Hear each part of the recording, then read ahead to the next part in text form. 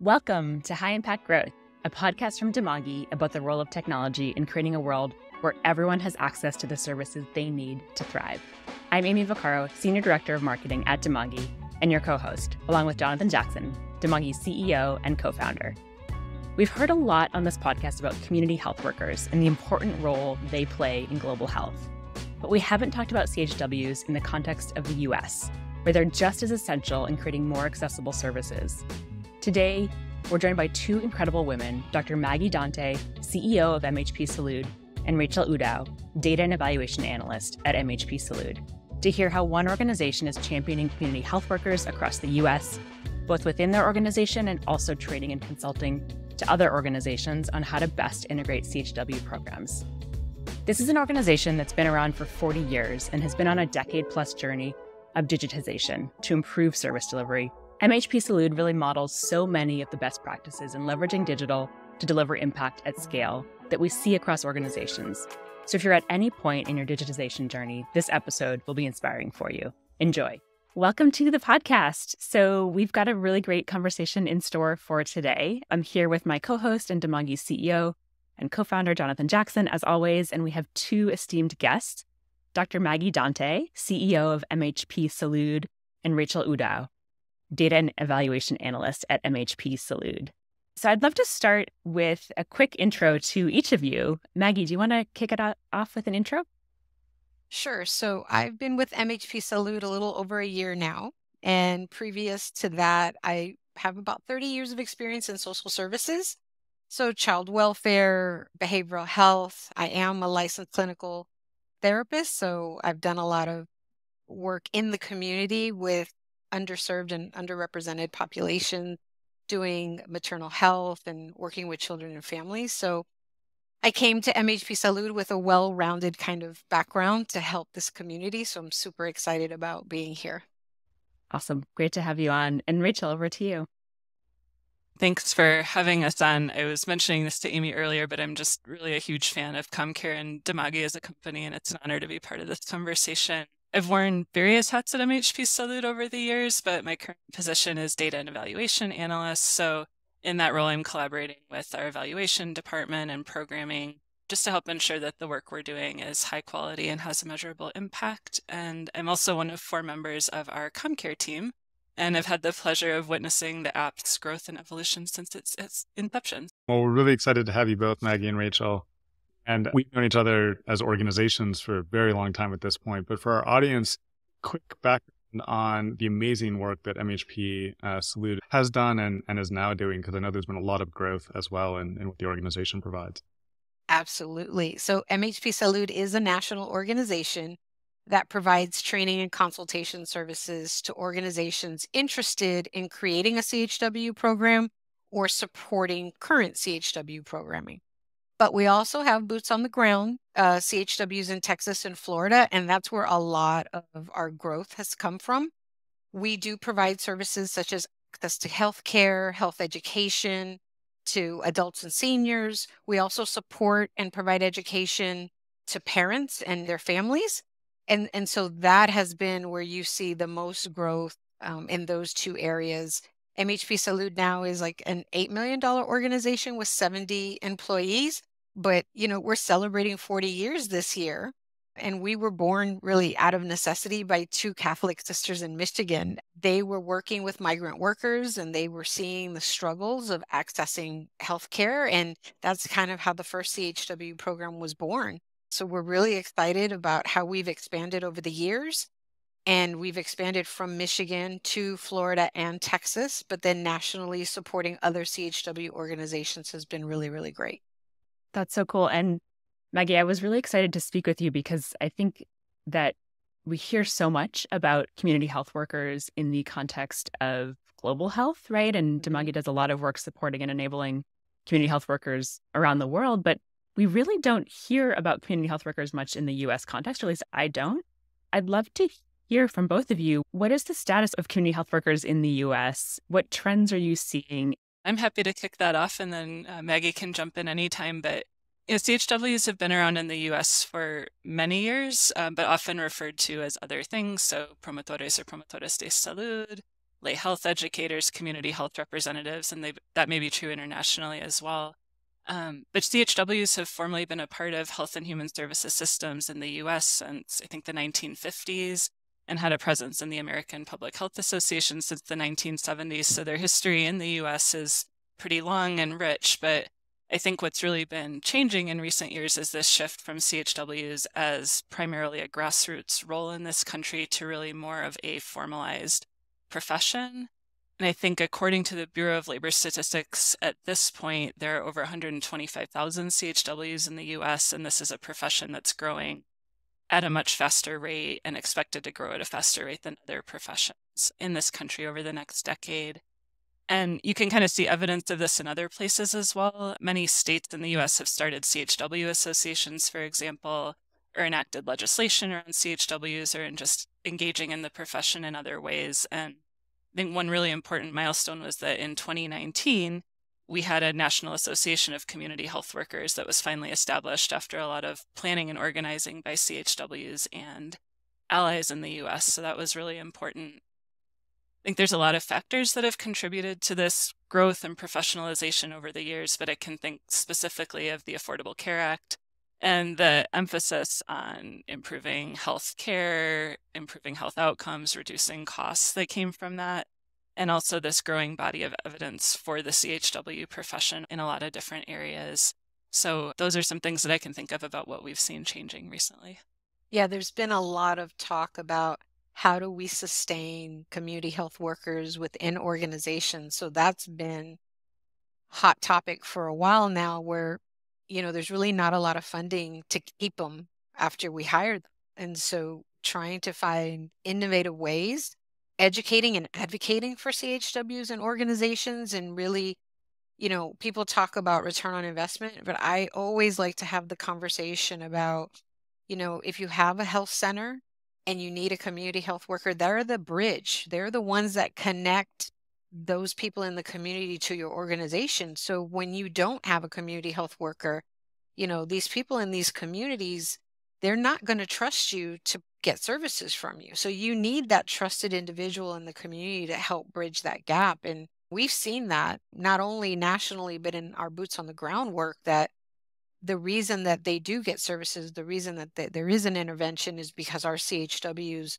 are talking to them, educating them, and working with them. And so we really think that it's not a luxury anymore. It's something that we really need to consider when we're looking at healthcare and we're looking at access to care. How do we infuse CHWs in everything that we're doing? Building on that, within the US market, certainly there's been a lot of work around topics like social determinants of health, health equity, access, needs issues.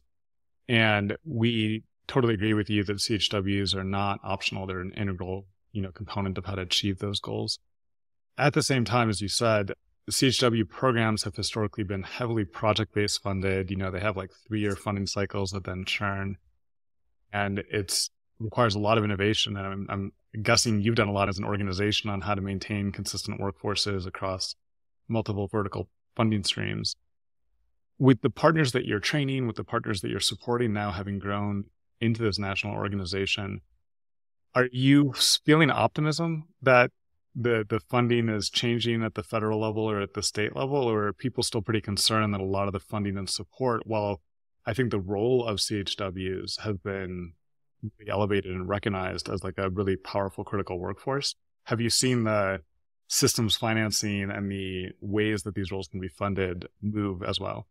So it really depends on the state, right? So you see movement in some states to get Medicaid reimbursement and other funding sources. And then you see some states that really don't have a mechanism in place to support CHWs. So a lot of the work that we do is not only educating organizations on the importance of CHWs, but valuing their input and valuing their work. So without, getting on a soapbox, I really struggle when organizations tell me they have CHWs, but they're contracted workers and they're not getting paid a livable wage and they don't have benefits. That to me is incongruent with what I feel is needed in the community, right? How are you going to be a community health worker and advocate for people to get services, do what's right for the community if you're not taking care of your people, right? So you have to pay them a livable wage. You have to get them benefits. You really have to wrap yourself around your CHWs and make them a priority. When they're not first and in the forefront, they get lost. They're like, project's over, we're going to do a reduction in force. And that's not how we're going to be able to sustain CHWs long term. We really do need to talk about how we build them into budgets, how we build them into the infrastructure so that they're in the fabric of everything we do. And MHP Salud, we've had our reduction in force. We're not perfect. We've had projects that ended and there wasn't funding to keep people. But I can genuinely say that out of the 70 employees that we do have, over 60% are CHWs. They're fully employed. They have a generous and robust benefits package. And their feedback to us is that, we do make them a priority in the organization. And we're very proud of that fact. And we're trying to educate other organizations to make them a priority as well. That's amazing to hear. And congratulations on being able to do that. I agree 100%. And we had previous guests on from the Community Health Impact Coalition and others who would totally agree with your soapbox. So, definitely get on it on our podcast at least. And I think you mentioned this challenge of project-based funding and having to reduce staff once it ends. So you're 60% of 70, is 35 to 40 CHWs you're supporting. You've really grown your programs as well. So how do you think about how busy the workforce is today, how to sustainably expand your offering of services in Texas and Florida? So, if a donor came to you or a funder came to you and said, hey, we have 2 years of funding for this great high impact program, but then I don't know what's going to happen. Like, how would you think about what to do there? So I'll give you an example. So one of our priorities is to support families, right? To get them to be resilient and self-sufficient. And so we've been looking at our lines of business and really looking at how we can tap into other types of funding that, may be CHW or adjacent. So as an example, prenatal work, maternal health. One of the grants that we just recently applied for in Florida, there is an area in Florida that is underserved, and they have a very high rate of preterm births, right? Moms with a lot of stressors, maybe some domestic violence, substance abuse, etc. And they really need a support system. They don't have a support system. And so this particular grant that we applied for was not only to support them with parenting and education, but also building partnerships in the community where we can create that tribe for them, that village, where they can have a healthy birth and then support their family and their child long term. And so instead of looking at a grant as, it's a 3-year program and we're going to provide some parenting education. Yes, we are going to provide some parent education. And in that work, we're going to give them referrals and we're going to connect them to the food pantry and housing, etc. But the connections that we're making in the community, the partnerships that we're putting together, the advisory board that we're putting together, that's where the longevity is going to come in, right? Because we're going to start building partnerships with other organizations doing similar things, but not the exact same thing. So my people, my CHWs are going to be providing the support in the home, but then I'm going to bring in the OBGYN and I'm going to bring in the housing and I'm going to bring in the transportation and the respite childcare, because we know that it's not all about, I'm going to do this intervention and I'm going to do these referrals. I need to follow up on those referrals. I need to support that family. And as you do that, as you make it an integral part of the work, other funding opportunities come up, right? Evidence-based programming is a big deal across the country. And so looking at how do we get trained in some of these evidence-based practices where funding is available for that. So I'm going to send my CHWs to get trained in this evidence-based program, and that's going to be the core of what I'm going to do for the grant. But then I'm going to find alternative funding to be able to support this long-term so that when this 3-year grant ends, I have a braided funding mechanism where I have other funding sources coming in to help support the families. I think that's just one example, but that's how you get creative in figuring out, I've identified the gap in the community, I've identified what these moms need, and we're not going to be everything to them, but we're going to be a piece of this village that's going to help support this family. I love that answer. I'm sure Amy's smiling in her head too, because that approach is exactly what our kind of new vision around impact delivery is all about.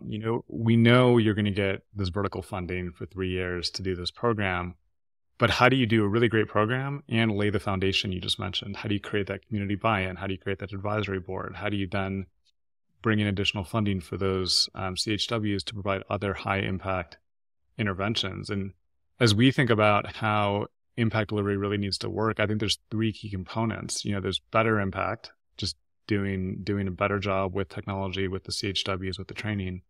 There's more impact. How do you add additional programs, additional support for the household, connect them to all the resources you mentioned?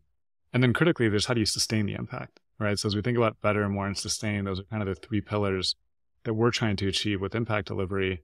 And Rachel, I know you're part of the CommCare team and have used technology around this. And so I'd love to hear, how has MHP Salud thought about technology over the last decade? I know you've been using CommCare in a variety of ways over the years. And a lot of people are skeptical about introducing technology into this workforce, about whether it's going to help or hinder. So I'd love to get your take. What caused you initially as an organization to start trying to technology enable your workforce? How has it grown over the years, and how is it going? The original impetus for CommCare was just getting off of paper and pencil into electronic data collection. We were spending a lot of time coding paper forms, manually entering the paper forms into Excel. So it was kind of from an efficiency perspective. And just to give you a sense of where we were at in 2011, when we introduced CommCare, I think 2 of our CHWs at the organization had used smartphones at that point. And not that CommCare requires a smartphone, but that's how we were planning to implement it. So there was a big learning curve transitioning from paper and pencil to CommCare, not because of the app, which was actually quite intuitive and perhaps more intuitive than paper and pencil, but I think just this shift to using technology for this function. And I can remember a lot of conversations at the time with CHWs about concern over introducing this device, the phone, into the interaction in a home visit, and what was that going to do in terms of a trusting relationship. And I think now we're all used to, you're talking to someone and they're inputting stuff on their phone, but at the time it felt a little bit scary to do. But kind of to give you a sense of where we're at today, all of the CHWs in the organization are using smartphones and CommCare in a wide variety of hardware and software. And something really exciting that we've rolled out this year is incorporating the Tableau integration with CommCare.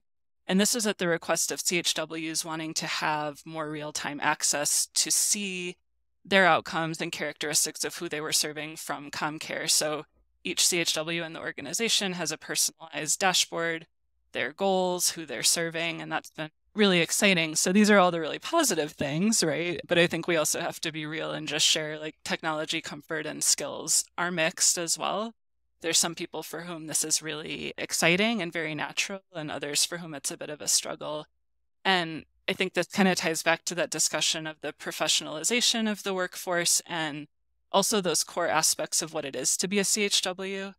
One thing that's really important to us at MHP Salud is kind of reinforcing the idea and message that CHWs at their core are trusted members of the communities that they serve, shared language, understanding of the culture, and it's really from that place that they're able to do the incredible work and see the outcomes that they have. And so keeping in mind that as really the core strength and differentiator of CHWs, you have different roles and skills of CHWs. There's the CHW Core Consensus, or C3 project, which listeners could learn more about at c3.org or c3project.org. But with other CHWs and allies define these core roles and competencies. And it's interesting that technology isn't one of those. It's a tiny bullet point under one competency, which is professional skills and conduct. And for me, the key takeaway from that is we all know technology is super important in our work, and it's going to continue to be more so. But it's not the be-all, end-all for a CHW, nor should it be the primary measure of success. And for that reason, I think it's just so important that we design technology for CHW programs that's intuitive and supports workflow as much as possible. And that is one of the reasons I love Demagi, because I know that that's a value that you hold and something that you emphasize in all that you do, seeing that it's not just a data collection tool, but really about supporting the work of CHWs. So those are some thoughts on technology in our work. And Rachel, if I could add to that, MHP Salud is embarking on becoming an apprenticeship employer for CHWs. And in that conversation where we had to build out a significant amount of training for CHWs, digital health, and teaching them how to not only work with technology, but how it can tell a story, how that data can tell a story, is really, really important, right? So we want to teach our CHWs, I don't want you to be afraid of technology. I want you to embrace it, but I want to show you what else it can do and how it can make your life better and how it can help you tell the story about what you're doing in the community. So that is one of the modules that we are expanding on so that our CHWs really have a good understanding of how technology is a friend, not a foe, right? I love that. This is such rich insights and experiences. I'm curious to hear, could one of you share with me, almost like give me like a day in the life of a CHW that's working for MHP Salud and how they're using technology and how it's kind of weaving in? And maybe there's no typical day. And it's hard because we have so many different types of programming, right? Rachel, you can talk a little bit about our platforms and how they use all of them, but each one of our programs is a little different, so they may touch each of them a little differently. Of course, CommCare we've been talking about is really key for the work that CHWs are doing in the community. They're using that every day to document and kind of guide the work. But in terms of other types of technology, things like mileage tracking or timesheets or just, those basic day-to-day kind of things we're all doing electronically at this point. Our goal with a lot of these tools, and especially on the data side, just because that's where my focus is kind of to Maggie's point, just trying to reinforce how this can be helpful. So taking the Tableau dashboards as an example, the idea is not for this to be another thing you have to look at, another thing that you have to do, but rather a tool to see, okay, here's a map. This is where I've done outreach. I know that I'm trying to cover the whole county and I see that this zip code is blank. So maybe I want to focus here. Or, oh, I see that the average age of my participants is this, and I know that we're targeting this. So maybe I want to adjust. So just trying to make it as helpful as possible. And if it's not helpful, either scrapping it or rethinking how we can make it more helpful. I love that. And I think it's just that laser focus on like what's going to be useful and actually making their jobs better. That really resonates with us. I'm also curious to hear, one of the things I love about your story is that you started with CommCare back in 2011 and you've been like continually investing and upgrading and improving CommCare over those years. I'd love to hear a bit. I think, Rachel, you've been really behind all those changes. Like, how have you thought about evolving technology to support the needs of your users and to support MHP Salud? Sure. So I think a lot of it has been learning as we go and trial and error, and then evolving into some more intentional planning as we've evolved. But like I was mentioning before, really 2011, when we got into CommCare, the idea was we just need to get off paper and pencil. So we came up with a pretty simple app structure, an app for each program, none of the advanced features like case management or things like that, just really basic. And I think some Demagi folks actually traveled to our Texas office in the Rio Grande Valley to workshop and help us set it up. So that was a very exciting time. And then we got to a point in 2017 when we were really evolving our evaluation structure as an organization, and it became important to focus on measuring changes over time in our program. So, knowledge, behavior change, health outcomes from the beginning of a program to the end. And that was the point that we kind of redid our app structure on our own into a single unified app that all programs shared, mega case management. And that worked beautifully for a few years until that app got really, really big.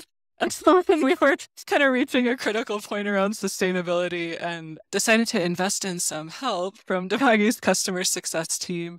Great investment. Worked with Erin Quinn and Lorena Rosario, and they were amazing and really listened deeply to what our journey had been and what our needs were, and helped us identify an app structure that was going to be sustainable long-term. Let us bring our ideas to the table as well based on what had been effective in the past. Another really important thing from this project, which was last year, was just a lot of feedback from across the organization. All CHWs were involved in multiple rounds of feedback and pilot testing. managers and even other departments just to really make use of this opportunity and come up with the best product possible. And I think we're all extremely pleased with the results and really happy about that. And then we were able to extend it this year to Tableau. So I would say kind of 3 key periods of evolution. And somewhere in there, we also developed this CommCare team structure, which I mentioned before. There's 2 of us from our evaluation team, myself, and then our CommCare lead, Haley Burns. And then we have 2 CHWs, Maricela Zuniga Campos and Hilda Robles, and they play an extremely critical role in providing input, feedback about what's working, what are the pain points, kind of as representatives of CHWs. They're able to gather and share that feedback.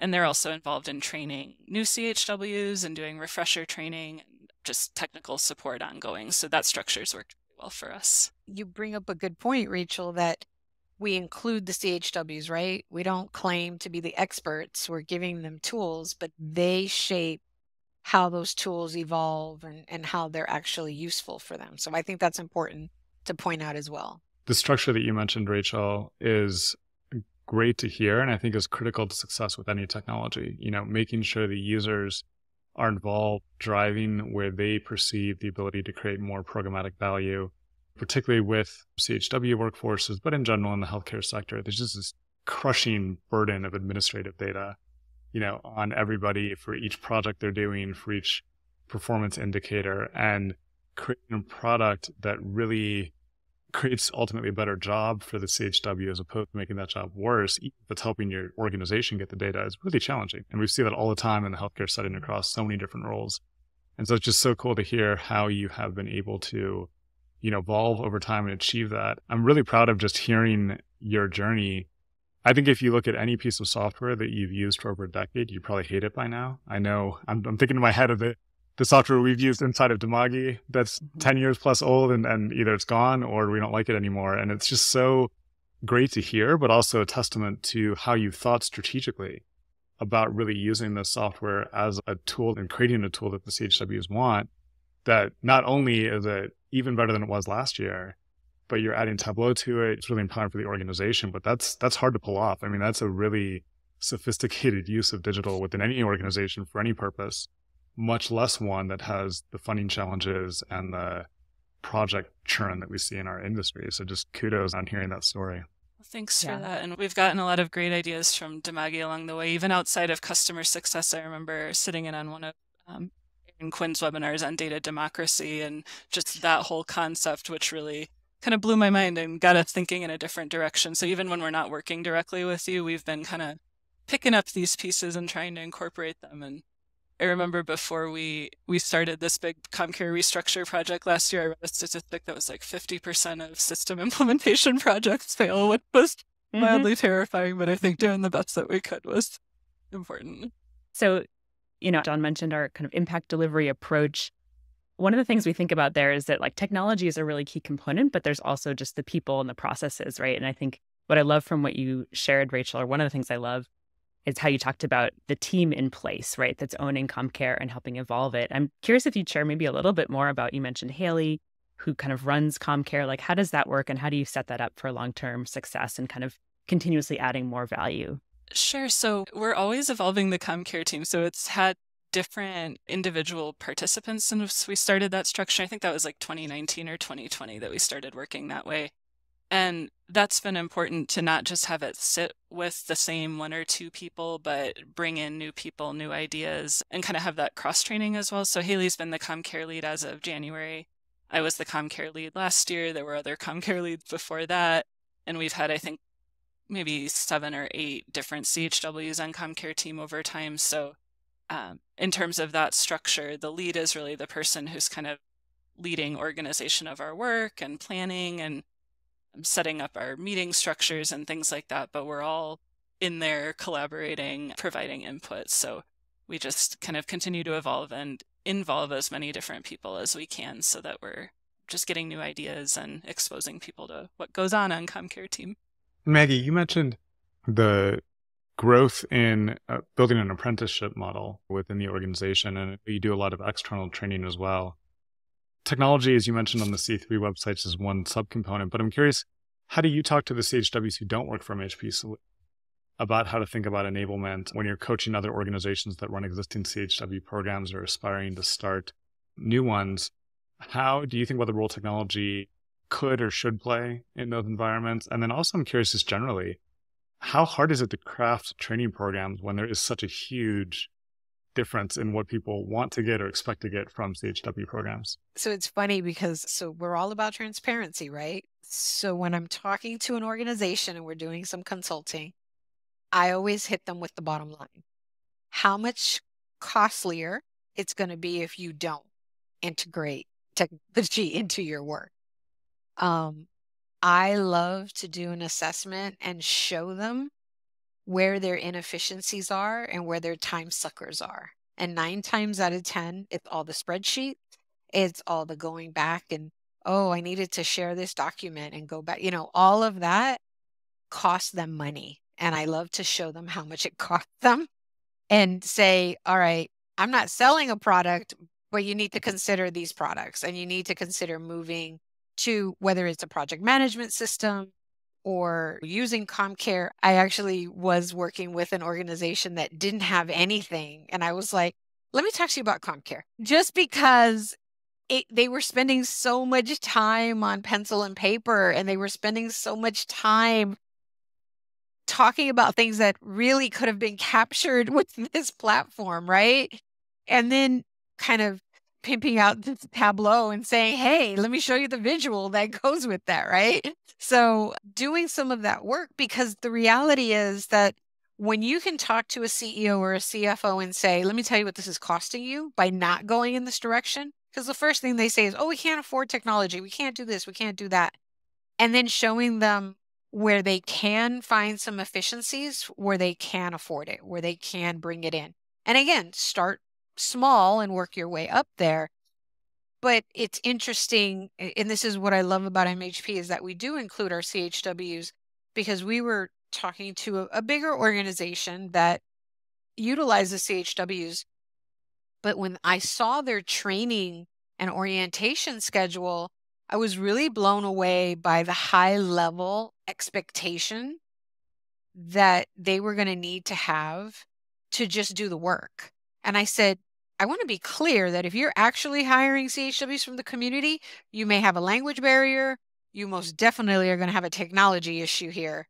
And we need to talk about how you're going to support them, because even with our CHWs who primarily speak Spanish and English is not their first language, we do a lot of hand-holding with how to support them to be able to be on our platforms and do the work, because things don't always translate the right way, right? And so when we're talking to health centers and we're talking to hospitals and they're like, oh yeah, we want CHWs. And then I'm looking at what they expect them to do. I'm like, you're setting them up for failure if you're not going to sit here and really educate them on why technology is important, but also what are you going to create to help them be successful? Because that's a lift. And I think we think that, oh, everybody's tech savvy. No, they're not. So they're really, really not. So 2 things. One is anytime you want to sell CommCare, feel free. Don't ever worry about CommCare people. That's just something you should feel free to do. I'm so curious, even 10 plus years ago, we were talking with your leadership team about demonstrating the ROI of these tools, because MHP Salud knew even back then, probably better than we did, about like, you got to speak that language to get, executive level buy-in for these things. One of the things I've experienced, at least recently in the US market, is a lot of people who kind of are like, yeah, I'd love to set up a CHW program. It just seems really hard. Like it just seems too hard to do this.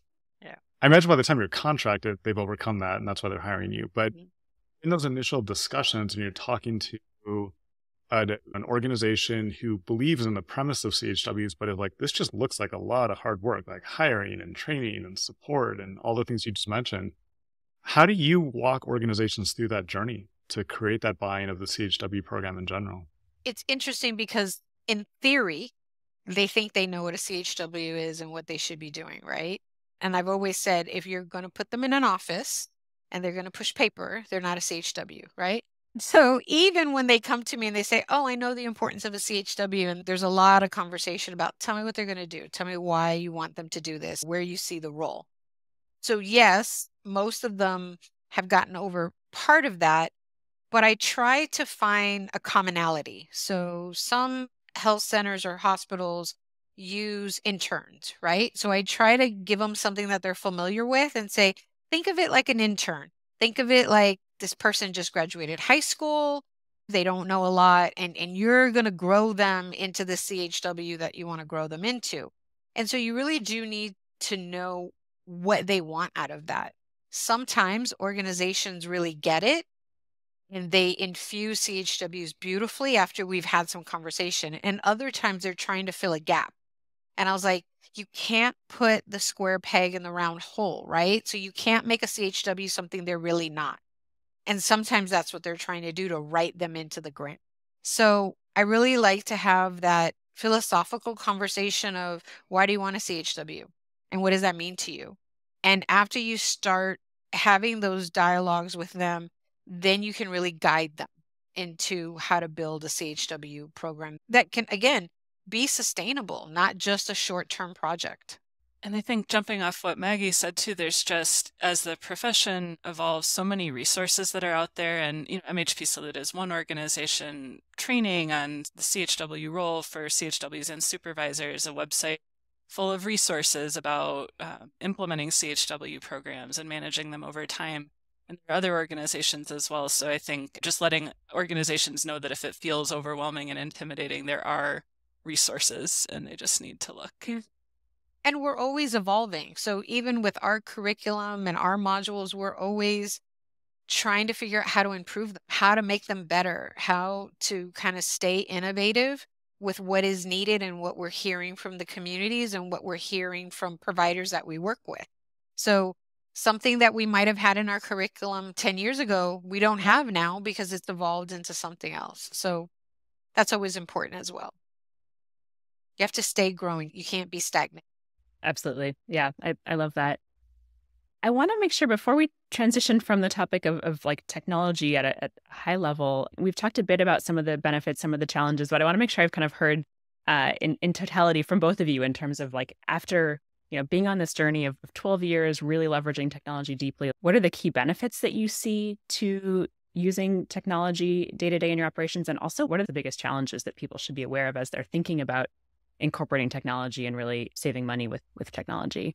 Just thinking broadly, benefits in terms of efficiency and guidance for workflow. I'm thinking of CommCare. I'm also thinking of other things. I think technology can be a lot smarter than paper and pencil, for example, just in terms of having a series of questions that, if answered one way, can guide you to do service in another way. Dashboards being able to inform your work. So there's a lot of benefits that I think can help all staff, not just CHWs, sort of focus their work and do their work more efficiently with technology. I think the risk is leaving folks behind if you don't do it in an intentional way. And, again, just going back to that role of what is a CHW, if your requirement is someone has to be a technology whiz, you're going to find somebody, but they might not have some of those core CHW qualities. And of course, in that Venn diagram, there are some really true CHWs who do have that skill. And I think just approaching it in a way where you're bringing people along for the journey, you're looking at people who have that community experience, that heart for the work, and there will be varied levels of technology experience, and just making sure that you're going at a pace that everybody can come along so that you don't end up with a CHW workforce that may be missing a lot of the heart of what that profession is in the first place. Not mutually exclusive, just kind of making sure that all pieces are covered. Maggie, what do you think? Yeah, I always say we need to give people grace and mercy. If you're truly hiring a CHW and we know there's going to be a barrier to technology, you have to be very intentional, not just in the product that you're choosing, but also how you're going to roll it out and where you're going to make it a priority to bring them along. And when they struggle, how are you going to support them? Because the reality is they're not going to get it the first, second, or third time. And even after they've been using it, they're still going to make mistakes. So what are you going to do instead of saying they can't do it? What are you going to do to support them? We've actually evolved a position to support staff with platforms. One, because we have a few, but two, because they have those little questions and we're like, I'm stuck on this, or I'm stuck on that, or I don't remember how to do this, and they need that support. So we had to craft a position specifically to support our workforce because they were struggling in some areas. And again, sometimes it's a language barrier and it looks different in their language or their dialect. So helping bridge that gap. And the product is only as good as what you put in it, right? So you can give me the best platform, but it's only as good as the data that goes in it, right? And so you can't just throw it out there as a package and say, okay, we're going to do this now. And you haven't really made it a priority. And then they go back to the company and say, oh, you didn't give me a good product. You have to make it a priority to make sure we've trained people correctly and really support them along that journey. So Rachel's completely accurate that, we have to bring people along. And if we go too fast, if we don't slow down, sometimes we will lose people. And that's not good for us, right? So we have to continue to remind ourselves that, hey, we're only as good as what they put in here. So we need to support them so we can get the richest data possible. I love that anecdote. And I think in addition to that, making sure you have sufficient resources for support, we often overlook the need to create the buy-in in the first place. Exactly. Why CHW should believe this technology is going to be helpful to them. We often talk about CHWs as this like mythical, can do everything role. And it's like, that's true of every employee at every organization on every IT rollout, right? Like, does anybody like when they get that email from the company being like, hey, new system? It's like, no, you got to convince me why I should use it. You got to convince me why it's worth taking time out of the day.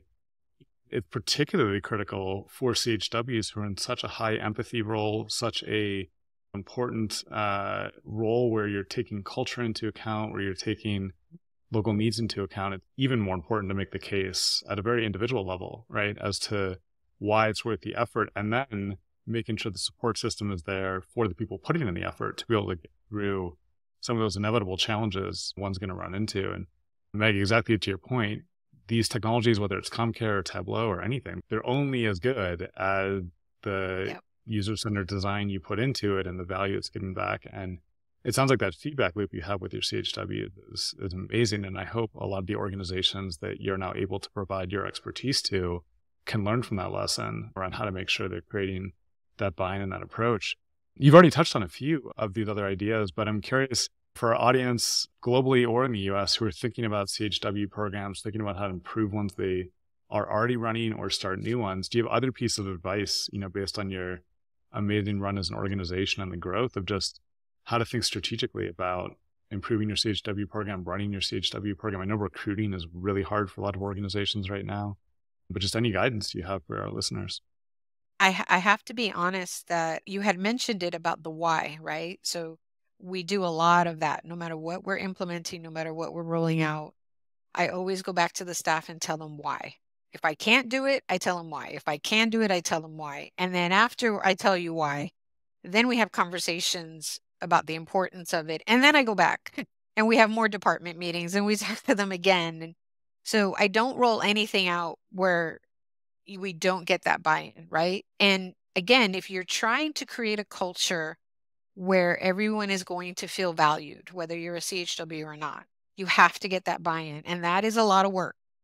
And organizations need to understand that not just with CHWs, you have to talk about the why. And you have to talk about the why, because if you do not get buy-in, it will not succeed. And I don't care what you're trying to implement. Implementing it and saying, okay, this is what we're going to do now, and they don't get the journey, they don't understand why you're going there, you're going to lose them. And something that I can share that we're very proud of at MHP Salud is because we've focused in this strategic direction, right, to be less project-based and more of a service delivery model. When I came on last year and we did our first employee survey, that's how we created the CHW Advisory Committee. And one of the things that we looked at when I first got hired was the turnover rate. And MHP Salud was hovering between 40 and 47% in turnover every year. And I was like, something's wrong. We have amazing benefits. Like, we have all this great work. Like, what is going on? And just by putting in the advisory committee, just by changing the way we did town halls, just by listening to staff and getting their buy-in, We finished the year last year. I started in April, and by December, we were down to a 23% turnover. And today, as of the end of July, we're at 11%. So we have to be doing something right with the culture and the buy-in, that we've gone from 47% turnover to 11. And I think that's because staff feel validated, they feel heard, and they feel valued, that what they're doing is important and they're making a difference.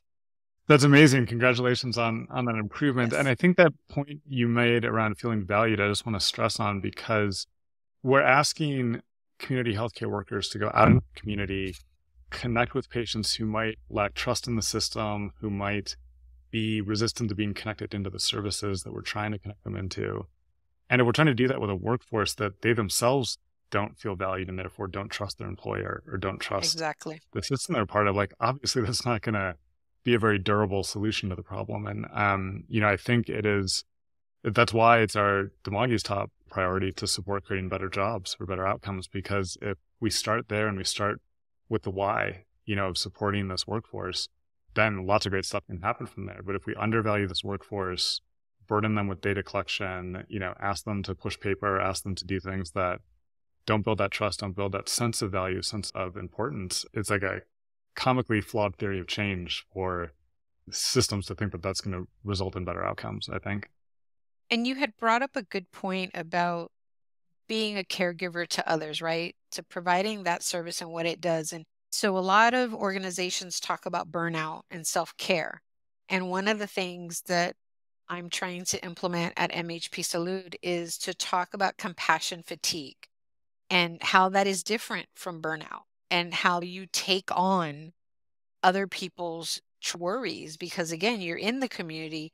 Let's say you're helping them get health insurance, but you know that they don't know how to pay the rent this month, right? And so you're taking all that on. So it goes beyond burnout and really that compassion fatigue, and how that weighs on our staff and how they struggle to do appropriate self-care because they're taking that all in.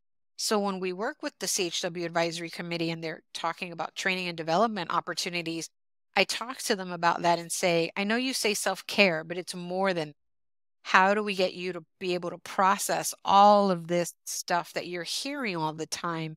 And how do you, be empathetic without taking it on and it affecting your everyday, right? So I think that's really important as well. And it goes back to valuing your employee enough that you're creating a training and development program where you're looking at the whole person and not just, checking the box. I love that framing, Maggie. I haven't heard that phrase before, but that compassion fatigue, and that just sounds so real. I myself, originally in college, I thought I wanted to be a therapist, and I think I kind of then realized that the compassion fatigue that I would have, and knowing myself as just a very sensitive individual, I was like, maybe I'm not going to be able to handle that. And so I went into management consulting. But I'm curious, like, how do you think about supporting, like, combating that compassion fatigue and supporting your staff to build resilience, I suppose? Well, you have to give them the voice and the platform to be able to talk about it, right? You have to give them permission to tell you what's going on with them, and acknowledge that it's a real thing, and that they don't have to be strong, and that they don't have to take it all on, and that they can be a witness to the situation without absorbing it. I can be empathetic to your situation, I can understand, and I can be helpful without actually taking it in and absorbing it. So, we use this scenario where it's like, okay, can you think about what's happening with this family and take a step back and just be a witness and not just absorb all those feelings? Because when you absorb all the feelings, then you get exhausted. Now you're tired and you're not going to be as effective. So just giving them permission to talk about it, giving them permission to just kind of trauma bond a little bit and vent it out a little bit plays a huge part. And then sharing what are some ways to take care of yourself. So one of the things that MHP Salud with our benefits is that flexibility, right? And saying, okay, you can turn it off now and flex the morning, or because sometimes our CHWs are at health events or community events where they're going to work some weird hours, or they're going to, let's say, work Saturday. And so I always encourage the supervisors, make sure they're flexing, make sure they're taking Monday morning off, or whatever it is that they want. But that's why we do give a generous wellness package and benefits packages, because we want them to take the time off. Very intentionally, we have a use it or lose it vacation policy on purpose, because I want them to use that time. I do not want it sitting somewhere. I don't want them cashing it out. I want them figuring out how to refuel and re-energize themselves. We get on social media and we see, you can't drink from an empty cup. So that is a very true statement for our CHWs. And it's like, what are you going to do to be okay? What are you going to do to fill your cup so that you can give to other people? And so that's a constant that we're always talking about, because we want them to feel like it's okay to talk about it. I love that. So just to kind of close this up, I'm curious to hear what's next for MHP Salud. And also, are there any kind of closing messages that you want to leave our audience with? For sure, stability and sustainability for the organization is like a key priority for us in 2023 and moving forward. Historically, we have been very project-based. And so one of my visions for the organization is to move into this service delivery model where we have lines of business and we have braided funding models so that we can stay innovative and we can do some of that longer term interventions that have more of a lasting impact. And so what I hope for this organization is that, we're celebrating 40 years, but in the next 10 years, we're going to be seen as a leader in training CHWs nationally and supporting the CHW organizations so that they see us as an organization they can trust and that can help them build whatever CHW support they want to see. And with regards to key messages, genuinely, as a CEO, I say this to other CEOs, your strategic plan and your vision are not a paper exercise, right? Like, you must incorporate this in everything you do. You have to walk the walk. You have to talk the talk. And sustainability is much more than just financial sustainability. It's about your relationships in the community.